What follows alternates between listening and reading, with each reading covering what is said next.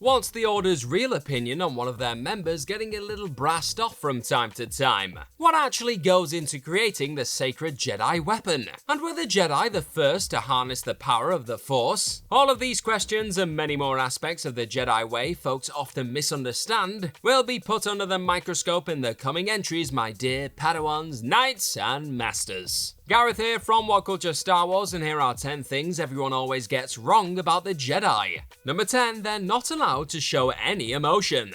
Throughout the prequel trilogy in particular, George Lucas paints his Jedi Order as a stoic group of Force-sensitive monks who simply refuse to showcase the faintest glimmer of emotion out of fears that it may consume them. Or at least that's what the average Star Wars watcher tends to take away from the days of the Galactic Republic. In truth though, the Jedi Order don't actually forbid their members from showcasing any and all heightened emotions. However, what is stressed from the minute a Force-sensitive soul begins their Jedi training is that one must learn to control their emotions and feelings, finding peace in even the most emotional circumstances. The first line of the Jedi Code's mantra confirms the comforting thought process just about every Jedi finds themselves falling back on, even in the darkest of times. That being, there is no emotion, there is peace. So far from outright denying their pupils the basic human response of being upset or frustrated on occasion, it is evident the Jedi simply want those learning the ways of the Force to not let said anger fester and grow out of control. That can lead to donning all black and a new shade of lightsaber, you know? Number 9, Luke Skywalker trained more than you think to initially become a Jedi. For decades now, fans have found themselves debating how in the holy hell the most famous Jedi of them all, Luke Skywalker, was able to go from relative Force newcomer to a figure capable of taking on Darth Vader in just a matter of weeks. Now sure, the fact he was taken under the wing of two of the wisest Jedi in Star Wars history likely didn't hurt his chances of taking to the ways of the Force quicker than most. But even with Luke being the son of Anakin Skywalker, and clearly a rather rapid learner, getting to the level he did in only a few weeks did still feel like a bit of a stretch to some. In actual fact though, Skywalker didn't merely spend the 3 years in between the events of A New Hope and The Empire Strikes Back twiddling his thumbs and staring at his lightsaber. During that time, as revealed in comics, Luke was still chipping away at his combat training, and even reading through some of Obi-Wan's journals as a way of absorbing as much as he could about the Force. And while he wasn't given substantial and consistent one-to-one lessons in the ways of the Jedi until he landed on Dagobah, the galaxy's favourite Jedi was actually further along his light side path than many realised coming into his Yoda crash course. Number 8, not every light side Force user classifies themselves as a Jedi.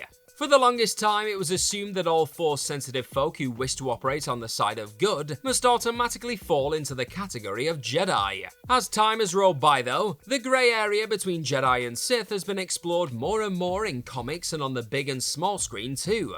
And it's in this complex space within the galaxy far, far away that some of the franchise's most compelling and mesmerising characters have been born. Of the many folks to fight the good fight with a little help from the Force but not as a Jedi Knight, former Jedi Order member Ahsoka Tano perhaps sits as the most notable, with Anakin Skywalker's one-time Padawan still choosing to aid the Rebel Alliance and forces of good, despite turning her back on an organisation she lost faith in during the Clone Wars. The sequel trilogy's Maz Kanata is another famous Force user helping our heroes, who doesn't class herself as a Jedi by any means either.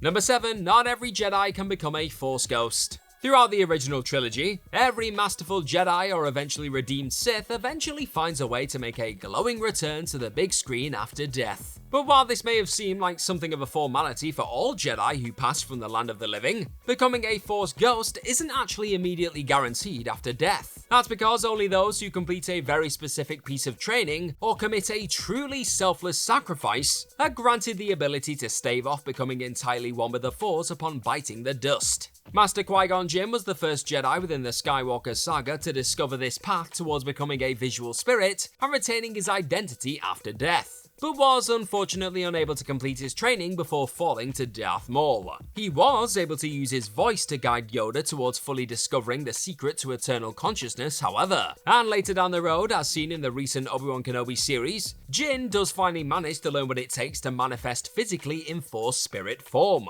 But if you were wondering why the likes of Mace Windu and many of the other notable prequel Jedi in particular didn't find a way to visually fade back onto the scene later down the road, it's largely because they simply didn't get a chance to learn how to before becoming one with the Force.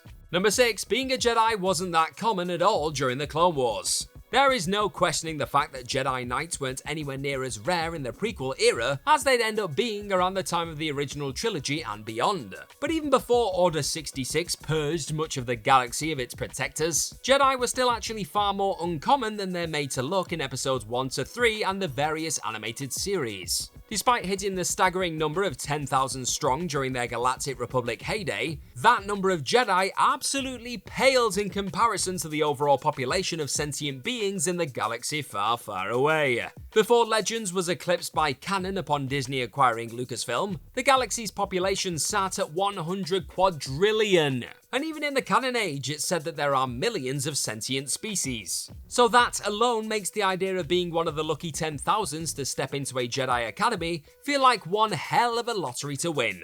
Number 5, Kyber Crystals don't actually power lightsabers. A common misconception when it comes to the majestic lightsaber is that said laser sword is actually entirely powered by the sacred Kyber crystal that sits at its core. While the precious and mystical crystal is still massively vital when it comes to the construction of this highly personal blade, it's not actually the driving force behind a lightsaber coming to life at the push of a button. A Kyber crystal is known for being able to channel power from sources nearby, and said crystal does exactly this within a lightsaber, converting the energy given off from a diitium power cell, which pretty much acts as the weapon's reliable battery. So simply loading up a lightsaber with a Kyber crystal isn't actually enough to power a Jedi's unmistakable laser blade. That being said, it is still the absolute heart of the legendary weapon, and is clearly among the prettiest damn gems in the land. Number 4, more Jedi survived Order 66 than you think. While it may have felt as though the only real Jedi to make it out of Order 66 alive were the likes of Obi-Wan Kenobi and Yoda for an age, the years since the original and prequel trilogy's debut have brought with them far more survivors than many may have realised was possible. Though not technically sitting under the Jedi tree at the point of the Great Jedi Purge's beginnings, Ahsoka Tano managed to make it through the fateful command relatively unscathed. Elsewhere, Rebels Kanan Jarrus, formerly known as Caleb Dune, managed to survive the clone hunt thanks to his master's sacrifice. A number of younglings and other fallen Jedi were also recruited to the Inquisitorius program post-Order 66. Jedi Fallen Order's Seer Junda and Cal Kestis both managed to stay alive with the odds stacked against them. And the Darth Vader comics even revealed that Jedi Temple Archives librarian Jocasta Nu lived long enough to go toe-to-toe with the titular Big Bad himself. Those are just a few of the names to have staved off death for various amounts of time in the wake of this tragic taking down of the Order, proving that there is always more hope out there than you perhaps initially thought. Number 3, there isn't just one Jedi Council. Likely not helped by the fact that the average Star Wars supporter has likely only ever been exposed to the version of the Council seen occupying a circular room on Coruscant in the prequels, you'd be forgiven for assuming that said collection of Jedi Masters was the only one of its kind within the galaxy. In actual fact, what Force-loving folks are seeing in the prequel trilogy is the collection of Masters known as the Jedi High Council, one of 4 different councils within the Order's HQ on Coruscant. That most commonly known council consisted of 12 Jedi Masters, one being the Grand Master, with this group governing the entire Order as a whole. Elsewhere, the Council of First Knowledge were in charge of the curriculum of the Temple, the Jedi Archives, and gaining ancient Jedi wisdom. The Council of Reconciliation worked with the Galactic Senate to resolve interplanetary issues. And lastly, the Council of Reassignment largely found themselves being tasked with the job of reassigning Force-sensitive younglings with work should they not be granted the rank of Padawan. Well, someone's got to do it, right? So, contrary to how it may seem, Yoda and the gang weren't the only ones who spent much of their days scratching their chins on a comfy chair. I do it too. Number 2, they are not actually celibate. The Jedi bang too, and that's actually fine. What isn't necessarily fine in the eyes of the Order is the idea of forming an emotional attachment to a partner. So in other words, a purely physical act of getting down to it in a casual sense isn't seen as a rule-breaking offense in the slightest. And as George Lucas himself would note to the BBC a few decades ago, Jedi Knights aren't celibate. The thing that is forbidden is attachments and possessive relationships. Despite many being quick to assume that Anakin Skywalker's Rome antics with Padme Amidala throughout the prequels were seen as an all-round big no-no in the eyes of his Jedi Masters, it was just the falling in love and attachment aspect of his forbidden relationship with the one-time Queen that would have gotten him in trouble. Turns out that Mark Hamill was also under the impression Luke Skywalker also didn't exactly die a virgin in the galaxy far, far away either. So who knows what steamy tales of the Jedi could be around the corner before long, eh? Number 1, they weren't the first to wield the Force. Predominantly acting as the oldest wielders of the Force, seen levitating rocks and blocking blaster bullets with lightsabers on the big and small screen, it seemed pretty safe to assume that the Jedi were the first real group to stumble upon the secrets behind connecting themselves with the almighty power surrounding them and all living things. But long before the days of the Jedi Order or Sith, there was actually another group of beings who discovered the ways of the Force and how to wield it. These alien figures went by the name of the Zepho, with the mystical entities very much making their presence known in the Jedi Fallen Order video game. Instead of referring to the ever-present power as the Force though, the ancient race called it Life Wind, with only those classed as Zepho sages being able to control it in a way similar to that of the Jedi and Sith later down the road. Yet it wasn't too long before the race discovered the darker elements of this power, with the dark side eventually taking hold of Sage Kujet in particular en route to him cruelly killing all who opposed him. Sound familiar? By the time Kujet was no more, the race was on its knees and ultimately decided to flee into the great unknown. And all that before a single Jedi ever lifted a pebble, eh? What a galaxy.